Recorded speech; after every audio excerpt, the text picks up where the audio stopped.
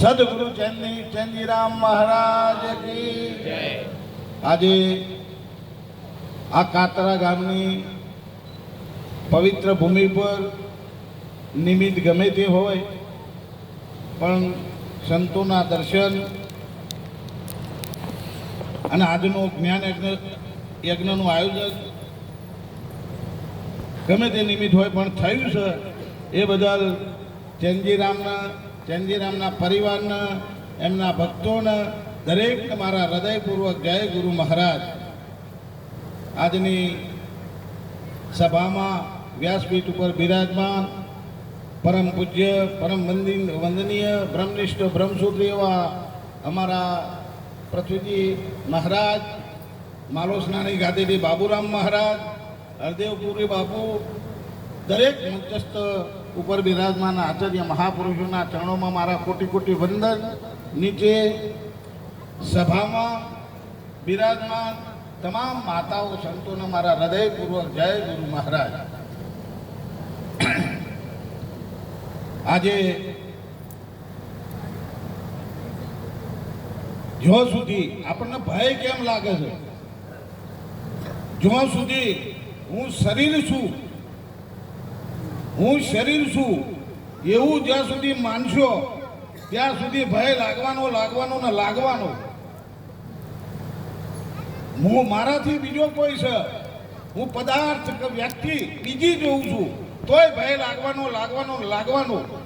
અને ત્રીજું કે અસત્યનું જો તમે આચરણ કરશો તોય ભય લાગવાનો। સમુદ્રની અંદર જેમ પાણીની અંદર તરંગો છે, એ તરંગો એ પાણીનો મૂળ સ્વભાવ છે। તરંગ પાણીથી અલગ છે જ નહીં, પણ એમ આ પિંડ બ્રહ્માંડ દેખાતું તમામ પદાર્થ જે કંઈ હોય એ તમામ એ એક બ્રહ્મ તત્વની એક તરંગો છે। અને એ તરંગોનો જ્યાં સુધી ખ્યાલ ના આવે ત્યાં સુધી શરીર ભાવ શુદ્ધ નહીં। આ દેહની અંદર કોઈ ધન આત્મા હોય નહીં, એટલે દેહમાં હોદવા માટે કોઈ કોશિશ કરતા,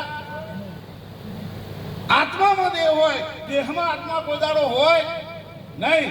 અને જે હું આત્મા છું, હું સાક્ષી છું, હું સ્વયં પ્રકાશ છું, આ બધું તો તમને આત્માનું જ્ઞાન થયું, પણ આ તમે જે જોયું એ તમારું જોણપણું છે।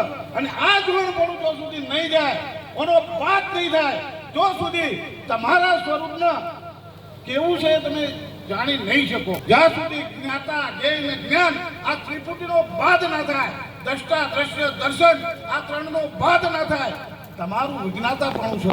અને આ જ્ઞાતાપણું તો તમે બ્રહ્મ છો, છતાં તમને બ્રહ્મ થવા દેતો જાણવાપણું। અને મહાપુરુષ બોલ્યા છે કે જાણવાપણું હવે મેલજો ને, નહીં આવે ભવનો અંત મારા વાલા। હે જાણવાપણું તમે મેલજો રે। ભવ એટલે થવું, અને તમારું છે હોવું, અને તમારા હોવાપણાનો ખબર પડી જવું, ઓનું નામ જ જ્ઞાન। જ્ઞાન ઉપર કોઈ વસ્તુ છે નહીં, જ્ઞાન એટલે તમારું સ્વરૂપ। જ્ઞાન અજ્ઞાન બે વસ્તુ જ્યારે તમારા સ્વરૂપની ખબર પડે છે, સદગુરુ ચરણે જશો તો જ્ઞાન અજ્ઞાન બે જતું રહે છે।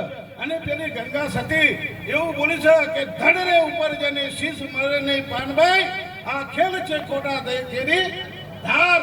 તમે તમારું શિર ઉતારો પાનભાઈ, તમને રમાડું બાવનની।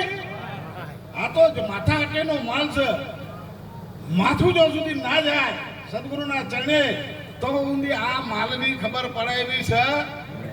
અને મારા સંતો એ કઈ આમ એ કરીને કહે છે, કારણ કે આ પરમાત્માને જાણવા માટે કોઈ સાધન, જપ તપ તીરથ ધ્યાન કોઈ સાધન કામમાં આવે એવું છે? ગંગામાં નો ગમે તો નો કપડો બદલો કોઈ આત્માનું જ્ઞાન થાય એવું છે નહીં। આ જ્ઞાન ફક્ત સદગુરુના મુખેથી સત્ય વચનો હોભરી શાસ્ત્રનું પદ્ધતિસર જ્ઞાન જો તમને મળ્યું હોય વ્યવસ્થિત સાધનો થયા હોય તો જ તમારા સ્વરૂપની ખબર પડે એવી છે, બાકી તમારા સ્વરૂપની ખબર પડે એવી છે નહીં. આટલું કઈ મારી વાણી વિરામ આપું. બોલ સદગુરુ મહારાજ કી જય.